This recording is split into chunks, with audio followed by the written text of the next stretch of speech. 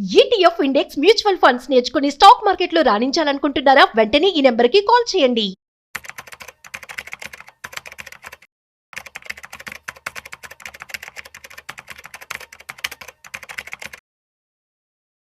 నమస్తే, welcome to Vishnu talks. నేను విష్ణు. ప్రస్తుతం నాతో పాటు ప్రముఖ స్టాక్ మార్కెట్ అనలిస్ట్ సుందరరామరెడ్డి గారు ఉన్నారు.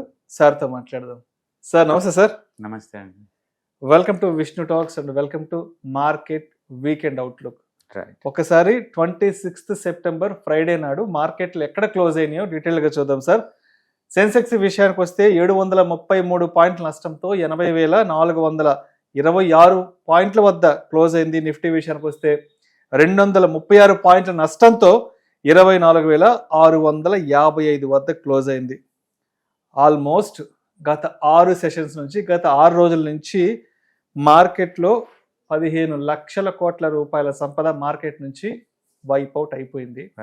ఒక్కసారి లాస్ట్ 6 days డేటా చూస్తే, అంటే సెన్సెక్స్ ఎన్ని పాయింట్లు నష్టపోయింది, నిఫ్టీ ఎన్ని పాయింట్లు నష్టపోయింది అన్న ఒకసారి మనం డీటెయిల్గా చూస్తే సార్, అంటే 19th సెప్టెంబర్ శుక్రవారం నుంచి 26th సెప్టెంబర్ శుక్రవారంకి, అంటే 6 రోజుల సెషన్స్ గాను సెన్సెక్స్ విషయానికి వస్తే 2,587 పాయింట్లు నష్టపోయింది గత 6 రోజుల్లో. నిఫ్టీ విషయానికి వస్తే 770 పాయింట్లు నష్టపోయింది గత 6 రోజుల్లో. సుందరరామరెడ్డి గారు, మీకు గుర్తుందో లేదో, కరెక్ట్గా 365 రోజుల క్రితం, అంటే కరెక్ట్గా ఇప్పుడు మనం మాట్లాడుకుంటున్న ఇదే సెప్టెంబర్ 27th 2024 నాటి నుంచి మార్కెట్లో అతి పెద్ద ఫాల్ అనేది స్టార్ట్ అయింది. అప్పటి వరకు సెన్సెక్స్ 85,000 పైన ఉండే, నిఫ్టీ 26,000 పైన ఉండే.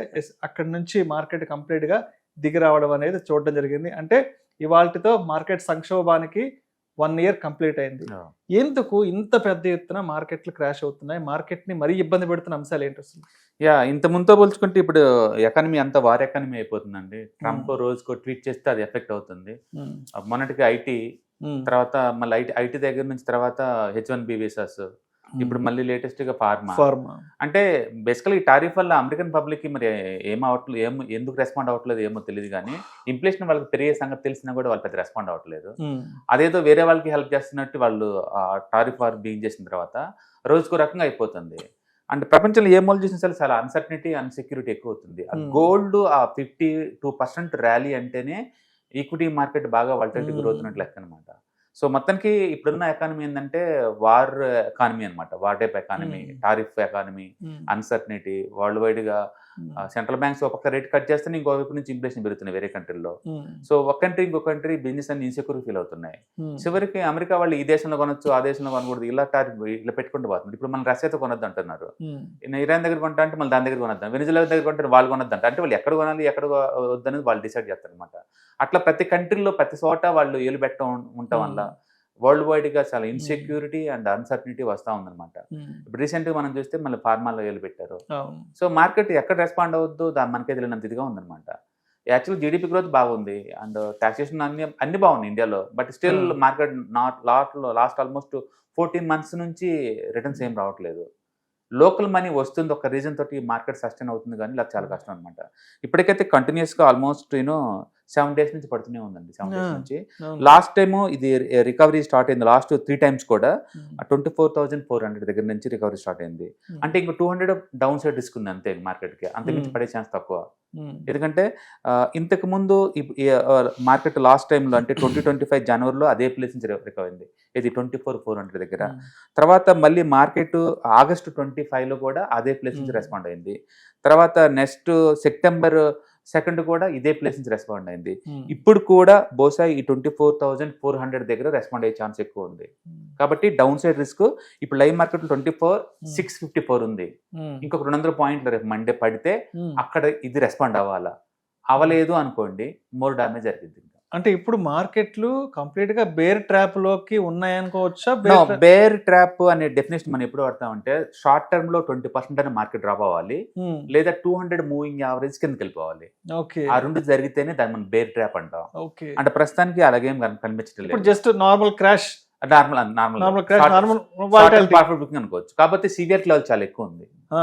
ఎంత అంటే నిన్నొక్క రోజే small cap, mid caps, pharma, IT అన్ని 2% పడ్డాయి. అంటే 2% పట్టడం అనేది మామూలు అయిపోయింది, న్యూ నార్మల్ అయిపోయింది మార్కెట్ లో అట్లా అనమాట. అందుకని ఈ మార్కెట్ కి స్ట్రాంగ్ సపోర్ట్ 24,400 దగ్గర ఉందండి. బహుశా నెక్స్ట్ వీక్ అక్కడ రెస్పాండ్ తీసుకొని మార్కెట్ రివర్స్ అయ్యే ఛాన్స్ ప్రాబిలిటీ చాలా ఎక్కువ ఉంది కింద పోయేదానికన్నా కూడా. బట్ హూ నోస్, ఈ ట్రంప్ మళ్ళీ ఇంకేదైనా మళ్ళీ ట్వీట్ కొట్టాడు అనుకోండి, కానీ అది క్రాక్ అయితే మాత్రం సివియర్ డ్యామేజ్ జరిగింది, అందులో డౌట్ లేదు. అంటే దాని మీద ఏంటంటే ఇది కనుక 24,400 కిందకి వెళ్ళిపోతే మార్కెటింగ్ ఇప్పుడు ఆల్ టైమ్ హై జారదు, it may take next March అవుతుంది. యూజువల్గా ఏంటంటే జనవరి, ఫిబ్రవరిలో మార్కెట్ 80% కన్సాలిడేషన్ లేదు నెగిటివ్ పోద్ది. మార్చి మిడిల్ వీక్ నుంచి పాజిటివ్ రెస్పాండ్ అయ్యే ఛాన్స్ ఎక్కువ ఉంది. ప్రతి ఇయర్ అంతే జరుగుతుంది. ఈ సంవత్సరం కూడా ఆ సీజనల్ ఎఫెక్ట్ వల్ల మార్చి లాస్ట్ వీక్ నుంచి రికవర్ అయ్యే ఛాన్స్ ఎక్కువ ఉంది. ఇప్పుడు ఇది ఒకవేళ రికవర్ అయితే కనుక మార్కెట్ దివాళీ లోపు ఇది ఆల్ టైమ్ హై జారాలి, లేదంటే ఇంక జారదు నెక్స్ట్ 2 మంత్స్. ఎందుకంటే ఎప్పుడైనా రిజల్ట్ సీజన్ బిగిన్ అయిందంటే మార్కెట్ ఎప్పుడు సైడ్కి వెళ్ళిపోద్ది అనమాట. 2 వీక్స్లో రిజల్ట్ సీజన్ బిగిన్ అవుతుంది ఇండియాలో. డిసెంబర్ మంత్ అంత పెద్ద రిజల్ట్స్ ఉండవు, ఎందుకంటే హాలిడేస్ ఎక్కువ ఉంటాయి కదా, vacation mode, Christmas, new year, జనవరి అంతా. అవును, అందుకని మార్కెట్ ఇది చూస్తే ఏమవుద్దంటే టూ మచ్ సివియర్గా అటు ఇటు షేక్ అవుతా ఉంది, 1000 పాయింట్లు అటు ఇటు. అంటే 25,000 చుట్టూ రన్ అవుతూనే ఉంది గత ఆల్మోస్ట్ 14 months నుంచి. ఇది అంటే మంచి టైం కరెక్షన్ ఇది కరెక్ట్గా ఉంది. నేను ప్రైస్ కరెక్షన్ వచ్చిందని అనుకోవట్లేదు. అంటే 24,400 దగ్గర కన్సల్టేషన్ తీసుకొని మళ్ళీ పైకి టువర్డ్స్ 26,000 కల్లా ట్రావెల్ చేస్తా పోద్ది, అది జరుగుద్ది రేంజ్. మొత్తానికి అయితే దివాళీ కల్లా జోన్ అని బ్రేక్అవుట్ అవ్వాలి, లేదు అంటే నెక్స్ట్ మార్చింగ్. అండ్ అదేవిధంగా అంటే మేజర్ ఐటీ కంపెనీస్, మన ఇండియాకి సంబంధించిన మేజర్ ఐటీ కంపెనీస్ అయినటువంటి టెక్ మహీంద్రా ఒకటి, టీసీఎస్, ఇన్ఫోసిస్, విప్రో, హెచ్సిఎల్ కూడా ఆల్మోస్ట్ ఈ సెషన్స్లో 190,985.94 కోట్ల రూపాయల మార్కెట్ విలువను కోల్పోయాయి. ఇది ఐటీ ఇండస్ట్రీ మొత్తం 10 years యావరేజ్ వీక్ అని తక్కువలో దొరుకుతుందండి. దాని పేరు వాల్యూ బయింగ్ అనుకోవచ్చు. ఓకే, అయితే ఇది వాల్యూ బయింగ్ అనుకోవాలా, ట్రాప్ అనుకోవాలో మనకు తెలియదు. ఎందుకంటే ఎంప్లాయ్మెంట్ ఆ ఏరియాలో బాగా ఇష్యూ ఎక్కువ అవుతుంది, ఆర్టిఫిషియల్ ఇంటెలిజెన్స్ ఎక్కువ అవుతుంది కాబట్టి మ్యాన్ పవర్ తగ్గిస్తున్నారు. రెండోది ఇప్పుడు దాకా ఈ కంపెనీస్ కి 100% అవుట్సోర్సింగ్ వర్క్ అంతా మైక్రోసాఫ్ట్, మెటా వాళ్ళు ఇస్తారు. ఇప్పుడు వాళ్ళే గ్లోబల్ కెపాసిటీ సెంటర్లు బిగిన్ చేస్తున్నారు ఇండియా మొత్తం మీద.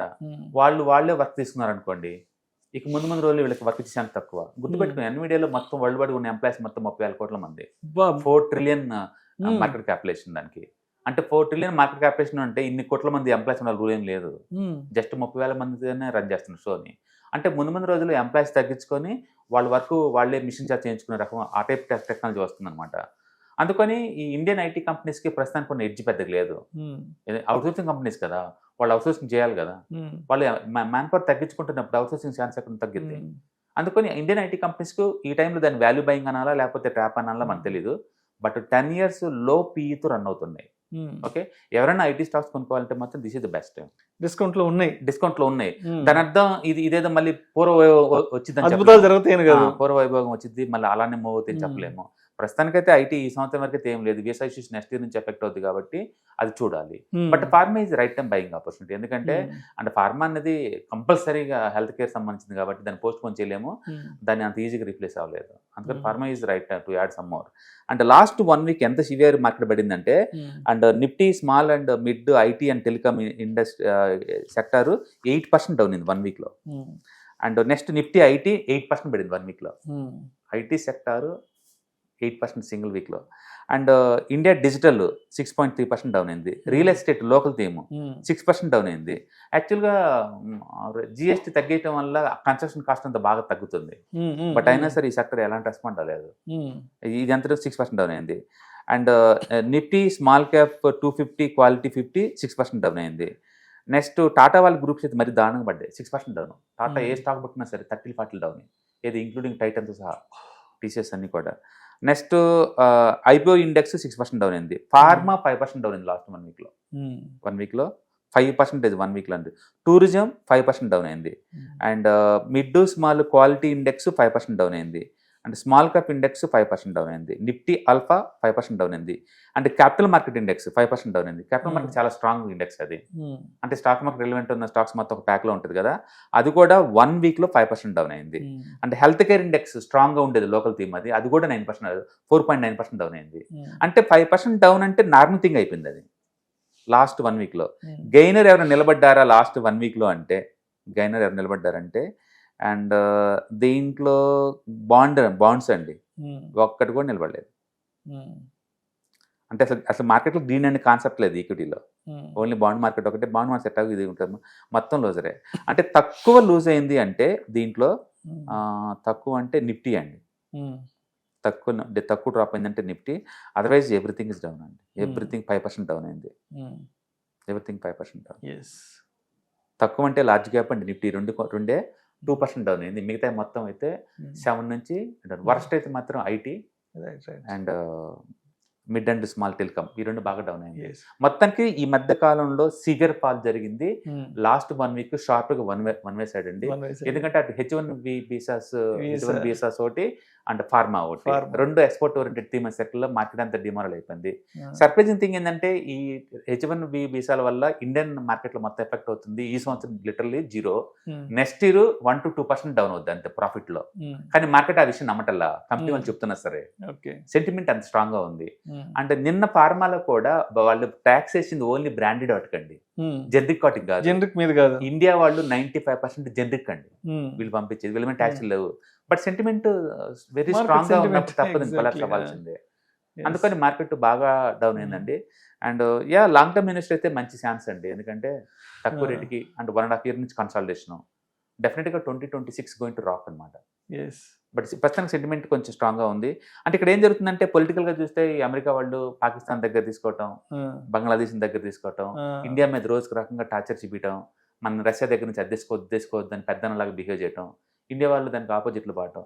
నాకు తెలిసి నెక్స్ట్ 10 years తర్వాత అమెరికాకి మెయిన్ వెళ్ళనంటే చైనా వాళ్ళు ఉంటారండి, ఇండియా వాళ్ళే క్లియర్ కనపడుతుంది. సింటమ్స్ క్లియర్ కనపడుతున్నాయి. సో మొత్తానికి మరి నిఫ్టీ ఎక్కడ సపోర్ట్ అండ్ రెసిస్టెన్స్ లో తీసుకున్నా? ఇప్పుడు నెక్స్ట్ వీక్ ఖచ్చితంగా 24,400 దగ్గర ఇట్ హౌ టు రెస్పాండ్ అనమాట. అది అవ్వలేదు అంటే, ఆ ప్లేస్ కి నిలబడలేదు అంటే, ఇక expect 1 more 1,000 points down side. అది ఖచ్చితంగా అక్కడ రెస్పాండ్ అవ్వాలి, ఎందుకంటే మల్టిపుల్ టైమ్స్ ఆ ప్లేస్ రెస్పాండ్ అవుతా వస్తుంది. ఈసారి కూడా రెస్పాండ్ అయితే అయింది. ఈ లోపు anti climax plus support area దగ్గర ఉండటం అనేది మంచి విషయం అనమాట. కాబట్టి రెస్పాండ్ అయ్యే ఛాన్స్ ఎక్కువ ఉంది. రైట్. సో మొత్తానికి 29th September మండేకి మరి ఇన్వెస్టర్స్ ఆ ట్రేడర్స్ అనే వాళ్ళు ఏ విధంగా సిద్ధంగా ఉండాలి అంటారు? నేను అదే అంటుంది 24,400కి అంటే 200 points డౌన్ కనుక అయితే అక్కడ మార్కెట్ ఎలా స్టేబుల్ అవుతుందని చూడాలండి. అది కనుక అక్కడ స్టేబుల్ అయింది 1 or 2 days అంటే రికవరీ స్టార్ట్ అవుతుంది, మళ్ళీ 1,000 points రికవరీ. అది కనుక బ్రేక్ డౌన్ అయిందంటే కొత్తగా మళ్ళీ డౌన్ సైడ్ స్టార్ట్ అవుతుంది. నాకు తెలిసి అన్ని కీ ఇండెక్స్ కూడా 200 మూవింగ్ యావరేజ్, 50 మూవింగ్ యావరేజ్ అన్ని బ్రేక్ డౌన్ అవుతాయి ఆ ప్లేస్లో. కాబట్టి సివియారిటీ ఎక్కువ ఉంటుంది మార్కెట్లో. Right sir, right sir. Thank you sir, thank you so much. October 12వ తారీఖు మీకు దగ్గరలోని సిటీకి వస్తున్నాం. వైజాగ్, తిరుపతి అండ్ నెల్లూరు, ఈ 3 cities-లో ప్లాన్ చేస్తున్నాం. సో మీరు ఎవరైనా సరే స్టాక్ మార్కెట్ మీద passive income as well as active income కనుక ETFs, index funds and mutual funds ద్వారా ఎర్న్ చేద్దాం అనుకుంటే ఇది మంచి అవకాశం. సో మీరు ఎవరైనా సరే మీ దగ్గరలో సిటీస్ వాళ్ళు కనుకుంటే కనుక కింద స్క్రోల్ అవుతున్న నెంబర్పై పింక్ చేసుకొని మీరు సీటు రిజర్వ్ చేసుకోండి.